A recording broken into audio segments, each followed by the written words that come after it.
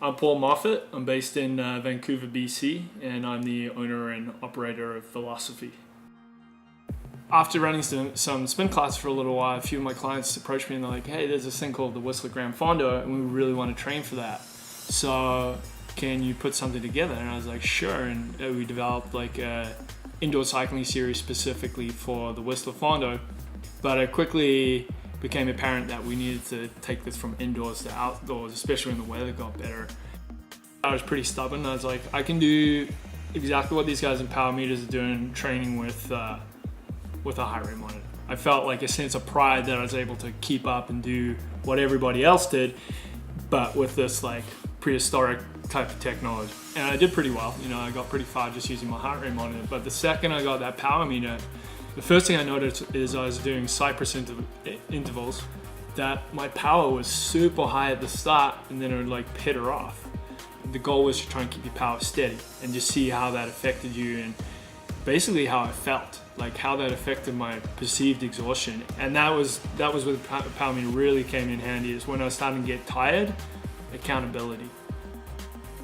It helped me to create a greater range of workouts for my clients, which is probably the most useful thing for me in terms of the power meter, is it gives you a broader sense of the zones. And as anyone that's trained with power knows, versus heart rate, when you're doing the higher intensity efforts that are shorter, your heart rate just does not change fast enough to reveal the effort that you're putting in. But with the power, we could see it right away. So it took a couple weeks before the clients feel like, oh, this training with power is a lot better. Once they made the transition and saw how that affected them, and like how the higher intensity work was just so much more accurate and so much more repeatable for them, that made the biggest difference.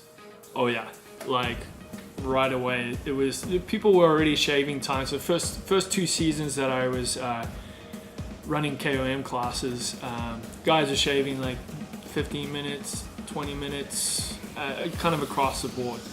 When we started training with power, it had guys shaving like 30 minutes, an hour, like just crazy. With the power, it was just that much more visible, and there were more people making huge gains. I have this record of how they've been going, so I can have a look, you know, how often were they training, how close to their target power and all that were they, and then we can create some association with the results that they're having versus the training that they're doing. So yeah, it's critical for my work now. Yeah, I put a lot of stock into it. We always add an element. It's really important for me to add this to my classes, as this element of adventure. So we're not just doing training all the time. It's important that people stay